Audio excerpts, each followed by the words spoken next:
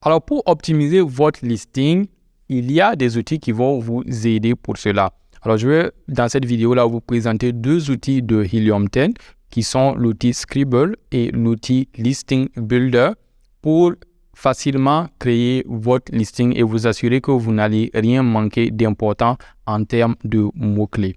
Donc, nous allons commencer. Je vais vous présenter ces outils-là. Alors, pour cette vidéo, nous allons utiliser la niche de plantes artificielles d'intérieur, mais en France. Si vous vous rappelez, j'avais fait cette recherche-là dans une précédente vidéo.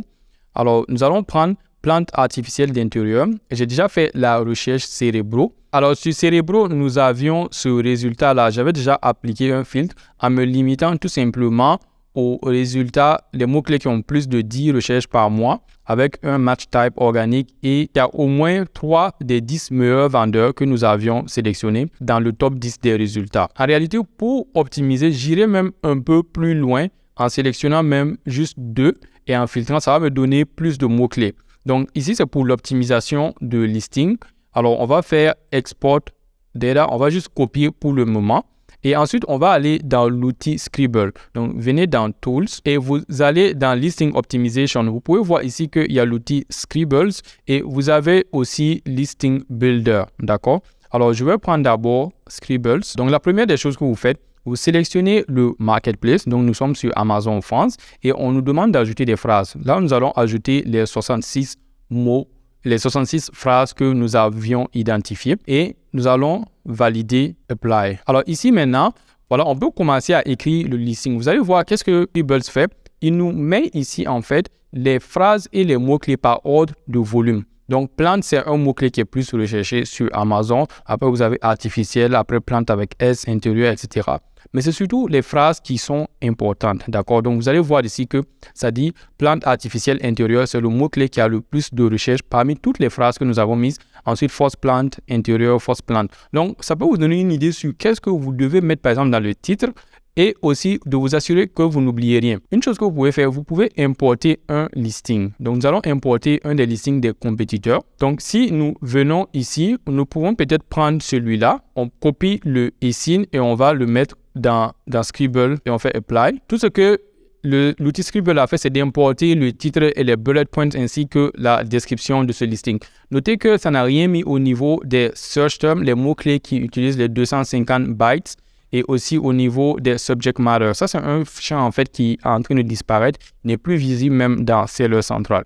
Donc ici, vous pouvez voir que ce listing-là, il utilise juste une partie des mots-clés importants. Donc, vous pouvez voir, par exemple, qu'il n'utilise même pas plante artificielle intérieure, force plante intérieure dans le listing, alors que ce sont des mots-clés qui sont très en demande. Donc, très rapidement, comme ça, vous pouvez voir où est-ce qu'il y a des lacunes.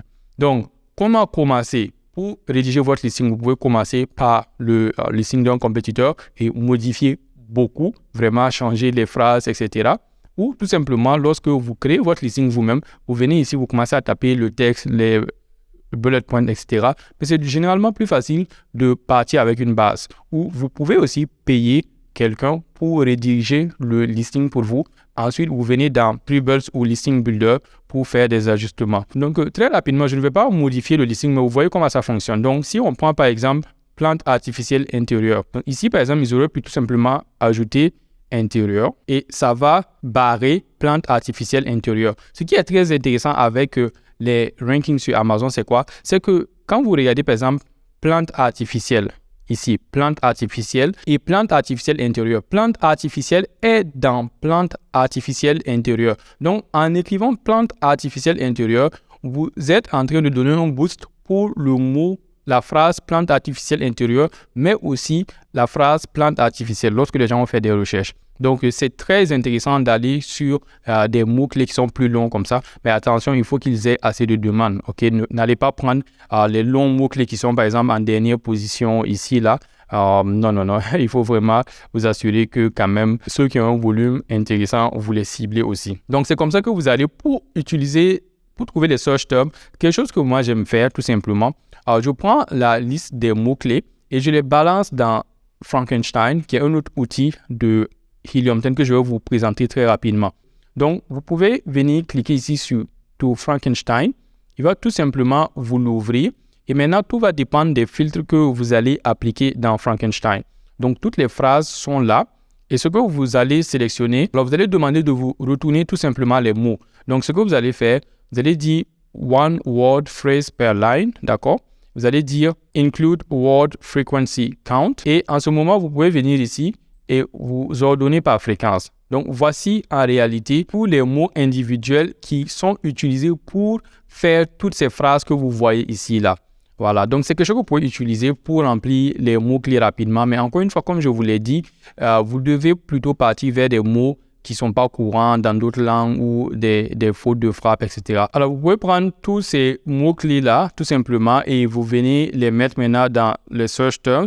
Et là, vous allez probablement voir, non, en fait, il faut dire add only spaces. Là, vous venez, vous copiez tout ça. Vous allez dans Scribbles, vous collez. Mais là, vous voyez que vous avez 360 bytes sur les 256 dont je vous ai parlé. Maintenant, c'est à vous de faire le filtre tout simplement et en retirant certains mots. Par exemple, plante artificielle d'intérieur, vous pouvez même enlever parce que, encore une fois, dans ce champ-là, vous n'avez pas besoin de répéter des mots. Ça, c'est déjà dans votre titre. Donc, vous pouvez même enlever. Et puis, voilà, vous voyez quels sont les champs que vous pouvez enlever qui ne sont pas importants ou qui sont répétés ailleurs pour tomber dans les 250. Alors, les subject matter, c'est un champ qui est indexé normalement, mais ici, ça ne sert à rien de les mettre en réalité parce que lorsque vous finissez de remplir les champs dans Scribbles, vous devez copier, aller coller dans cellule centrale, mais sur cellule centrale, vous n'avez plus ce champ subject matter là. Une autre fonctionnalité très intéressante de Scribbles, mais aussi de Listing Builder que nous allons voir bientôt, c'est la possibilité d'ignorer un champ. Alors, pourquoi vous allez vouloir faire ça? Donc, je vais vous montrer qu'est-ce que ça fait. Prenez le titre ici et vous voyez que ici, nous avons plante artificielle intérieure, n'est-ce pas? Alors, si je dis d'ignorer, vous voyez que plante artificielle intérieure, il n'est plus barré. Ça veut dire qu'il n'est pas utilisé dans le list. Scribbles va ignorer tous les mots-clés qui sont dans le titre. Donc, si vous voulez que ça revienne, voilà, vous cliquez. Voilà. Donc, ça change comme ça. Vous voyez aussi qu'ici, il y a une différence. Donc, pourquoi est-ce que vous allez vouloir ignorer certains champs? Comme je vous l'ai dit, ce ne sont pas tous les champs qui sont indexés dans tous les pays. Donc, par exemple, si vous prenez les bullet points, les 10 à plus, elles ne sont pas indexées au Canada. Donc, quand vous allez écrire un listing pour le Canada, c'est très important de venir et par exemple, vous dites d'ignorer tous les bullet points et là, vous allez vous assurer que les mots-clés qui sont importants là, qui sont présents dans les champs comme le titre ou les search terms. La description aussi au Canada, elle n'est pas utilisée pour l'indexation, donc vous pouvez l'ignorer. Par contre, aux États-Unis, en tout cas la dernière fois que j'ai vérifié, aux États-Unis, la description n'est pas indexée, mais les bullet points le sont. Et quand vous partez en Europe, généralement, tous les champs sont indexés, le titre, les bullet points, les descriptions et les search terms. Alors, les search terms, ils sont toujours indexés, donc il n'y a pas de raison vraiment d'ignorer, à moins que vous voulez faire d'autres tests. Donc, voilà à quoi ça sert. Et notez ici, lorsque vous regardez, je vais zoomer un peu, vous voyez que pour chaque mot, il y a un chiffre ici, un nombre. Ça représente tout simplement le nombre de fois que ce mot ou cette phrase, elle est utilisée dans le listing quelque part. Donc, lorsque vous prenez plante artificielle, vous voyez 2, ça veut dire que la phrase plante artificielle apparaît 2 fois dans le listing.